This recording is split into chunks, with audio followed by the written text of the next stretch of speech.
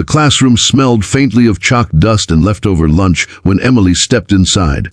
Her arms hugged her books tightly to her chest, her eyes fixed on the floor, as though if she avoided everyone's gaze long enough, she might disappear.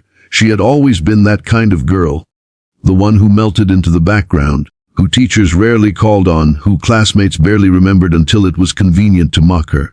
Her hair, soft and brown, cascaded over her face like a curtain. She liked it that way. It was easier to hide when no one could really see you. But today, hiding would not save her.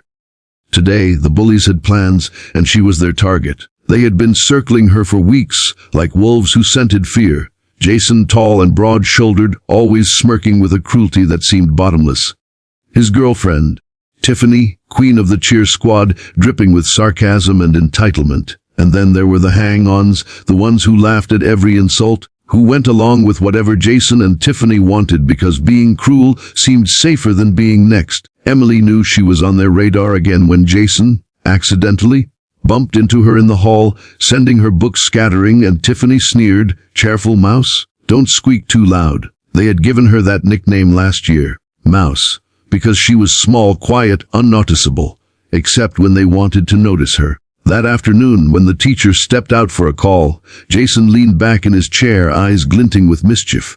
"Hey, Mouse," he said loudly, enough for the room to hear. Emily froze. She hated when he spoke to her. It was never good. "Come here for a second." She shook her head quickly, looking down at her notebook. But Tiffany's voice cut through, sharp and cold. "Don't be rude, Emily. He's talking to you."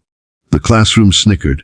Emily's heart raced. She wanted to disappear. She wanted to vanish between the cracks of the tiles. But her silence seemed to irritate them more.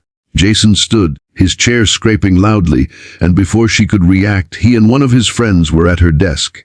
"Get up," he ordered. She didn't move. She couldn't. Her body felt paralyzed. His smirk widened. "Fine. We'll help you." The next thing Emily knew, her books were knocked to the ground, her arms were grabbed, and she was being dragged toward the front of the room. Panic surged through her chest. "Stop, please," she whispered, but her voice was too soft, drowned out by laughter. They shoved her into a chair and, with frightening swiftness, ropes appeared. Where they had gotten them, she didn't know. But Jason's friend had them coiled like he'd planned this. The boys tied her wrists to the armrests, her ankles to the chair legs, ignoring her muffled protests. The class roared with laughter. Her face burned with shame, hot tears welling up in her eyes. "Perfect," Jason announced as he stepped back, admiring his handiwork.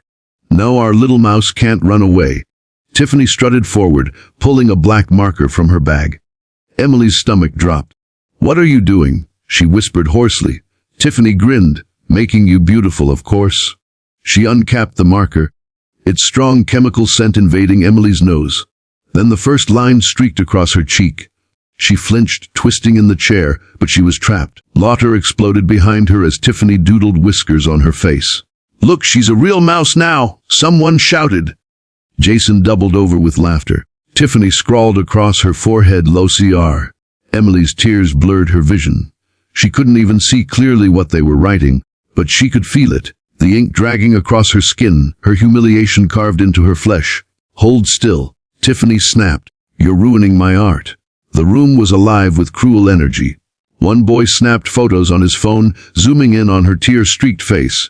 "This is going viral," he cackled. Emily shut her eyes. She wanted the floor to open up and swallow her whole. She wanted to vanish. She couldn't fight them. Or could she? Beneath her terror, something simmered. Something old and heavy, buried deep. The memory of her father's voice from years ago. "Don't let anyone treat you like you're nothing, Em. You're stronger than you think."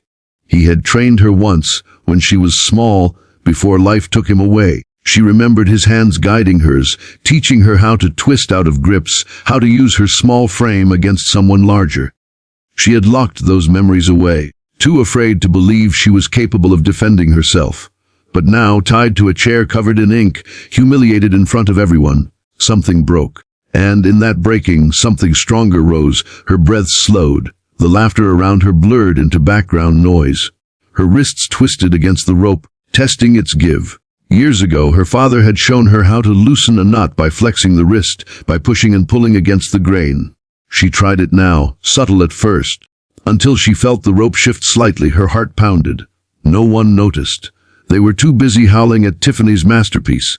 "Take a picture of this side too," Tiffany shouted, spinning Emily's chair so everyone could see the word DUMB written across her cheek. That was when Emily yanked her wrist sharply, the rope slipping just enough to loosen.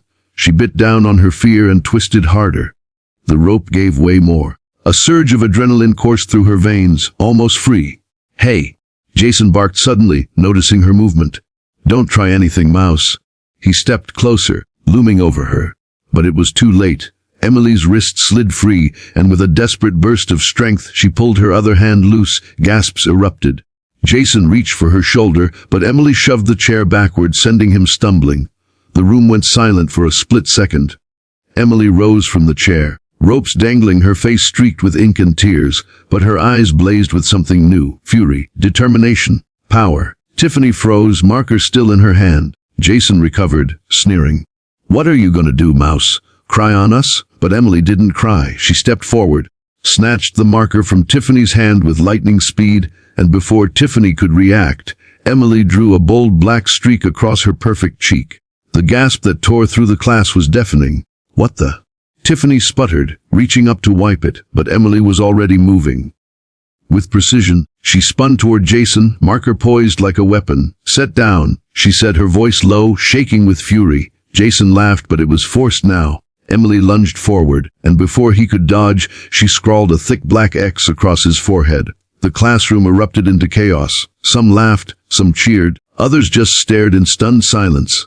The power had shifted. Emily stood taller than she ever had, ink-stained and furious but unbroken. For the first time, the bullies didn't look like predators.